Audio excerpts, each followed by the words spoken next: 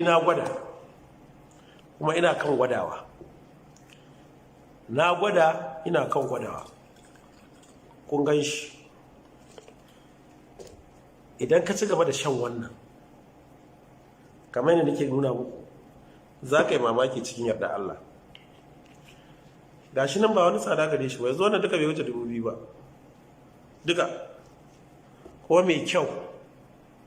Idan ka je sai ka ce da Allah kana roƙon mai wanda zai sai da maka da Allah ya baka nuna raƙumi mai kyau tsakanin shi da Allah. Kun gan shi, gashi ga daɗi ga magani. Yanzu kamar yana ɗibe shi haka, a ce kullum da sahi za ka ɗibe shi, za ki ɗibe shi ki sha ko ki ba yara, za ku ga amfanin shi. Ni dai ina yi kuma zan sha. أعوذ بالله السميع العليم من الشيطان الرجيم. بسم الله الرحمن الرحيم، وصلى الله وبارك وأكرم على نبينا المصطفى وعلى آله وصحبه أجمعين ومن تبعهم بإحسان إلى يوم الدين. أما بعد، السلام عليكم ورحمة الله وبركاته. masu kallon mu da sauraron mu muna muku barka da warhaka, barka da sake saduwa da mu a cikin wannan shiri na Tilawa Online TV, shiri da yake kawo muku ababe wanda suke inganta rayuwa da addini da abin da ya shafi kuma lafiyar jikunanmu. Alhamdulillah, koyaushe dai bayani muke yi domin al'umma su fahimta, su gane cewa ga cututtukan da ke jikinsu, ga kuma hanyoyin da za a bi na rigakafi wanda zai zamanto ko da cuta ta kawo ziyara ga jiki to ba za su samu karbuwa ba. Dalili, ka yi tsayuwa tsayin mai daka akan abin da ya shafi shan ganyayyaki da itatuwa da kuma kayayyaki da ake faɗa musamman na abinci magani. Ga sunan abinci ne kuma magani ne, irin su abin da ya shafi mu ce kanumfari, citta, tafarnuwa, lemun tsami, ga sunan. So akwai abin da yake da amfani matuƙa a jikin mutum wanda mun yi bayanin shi a dauri, kuma yanzu ma za mu ƙara bayani a kai domin buƙatu sun bijiro akan haka. Abin da ya shafi cututtuka wanda suke cikin jiki da wanda suke cikin fata da wanda suke kwakwalwa, wannan abin da za mu faɗa yanzu magani ne gaba ɗaya ga jikinka duka, illa ka san ma cutar tana jikinka ko baka sani ba. Cutar da ka santa da cutar da baka santa ba, idan kana amfani da wannan abin da za mu faɗa, insha Allahu rabbi za ta fita a cikin jikinka. Kuma rigakafi ne mai ƙwari na wajen rashin kamuwa da wasu cututtuka ƙanana da manyansu. Ana samun shi a ko'ina, sai dai ba ko'ina ake samun mai kyau ba. Babu wanda suka fi samun shi illa mutanen karkara wanda suke rayuwa a inda yake, a inda asalin shi yake, usuliyan shi, tsatsan shi, inda gashi kana kallo ana ɗiba, za ka yi amfani da shi. Cututtuka yake amfani da su. Na farko, yana wanke zuciya, ya gyara zuciya daga damuwa, yana saisaita siga.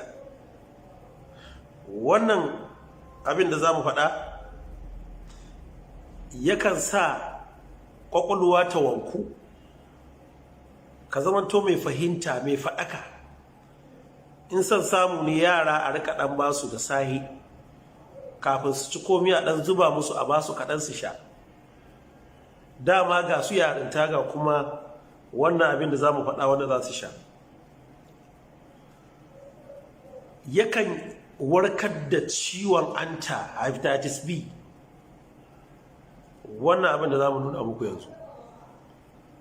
Yakan gyara gaɓoɓin jiki, duk inda joint ɗinka yake yana riƙewa,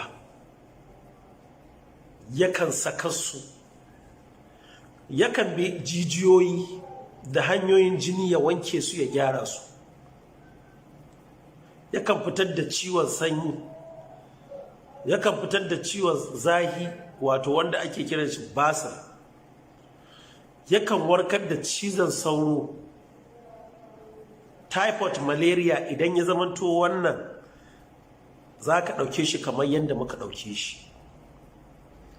Abin da ya sa muke yawan faɗa mu ce kamar yadda muka ɗauke shi, wato kai da ka san sirrin abu, kai ne za ka ba da muhimmanci a kai. To kuma in dai har kana amfani da shi, kana ganin amfanin a jikinka, to ka fito ka gaya wa mutane. Duk wanda zai bi irin layinka zai samu waraka cikin yadda Allah. Riƙewar baya, kwankwaso, idan kana amfani da wannan, Allah zai kawo maka sauƙin shi. Kuma idan ma ya taso wata gaba tana da niyyar riƙewa a jikinka, sanadiyar amfani da shi, insha Allah rabbi za ka samu sauƙi. Zazzaɓi mai zafi mara jin magani, a yi allurorin, a sha maganin, a dafa wancan, ci gaba da amfani da wannan.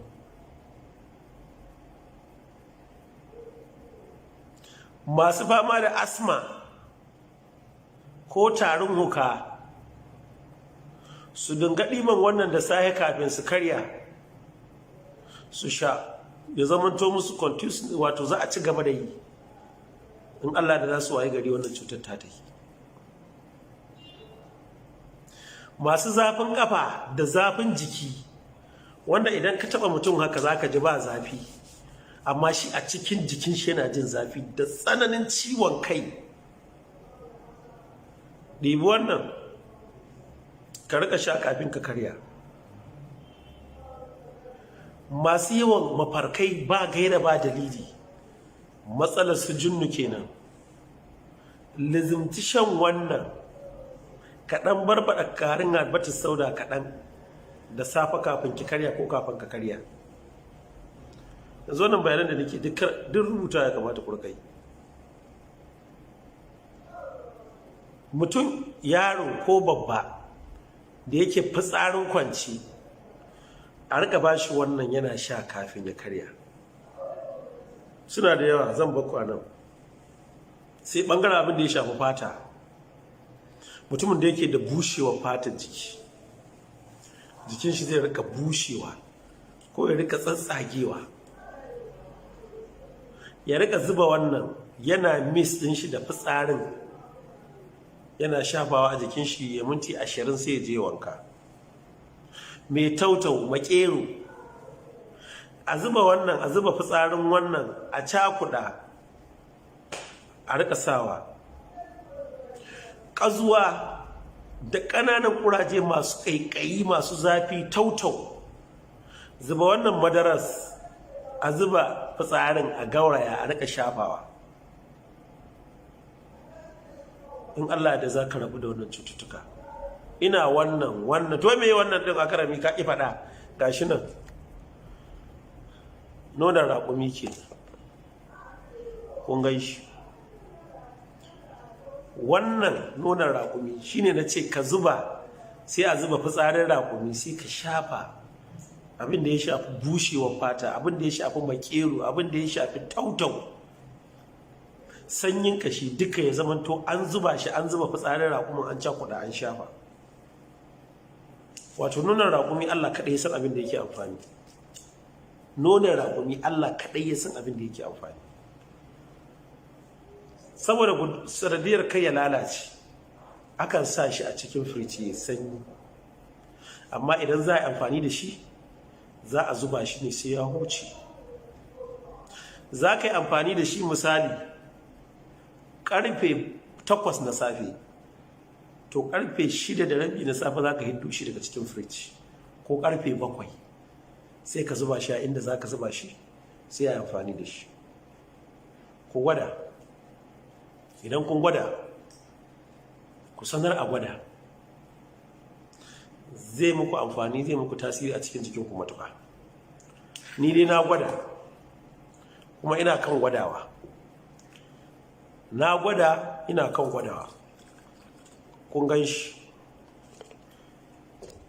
Idan ka ci gaba da shan wannan kamar yadda nake nuna muku, za ka yi mamaki cikin yarda Allah. Gashi nan ba wani tsada gare shi ba, yanzu wannan duka bai wuce 2,000 ba duka, kuma mai kyau. Idan ka je sai ka ce da Allah kana roƙon mai wanda zai saida maka da Allah ya baka nonon raƙumi mai kyau tsakanin shi da Allah. Kun gan shi, gashi ga daɗi ga magani. Yanzu kamar yana ɗibe shi haka, a ce kullum da sai za ka ɗibe shi, za ki ɗibe shi ki sha ko ki ba yara, za ku ga amfanin shi. Ni dai ina yi kuma zan sha.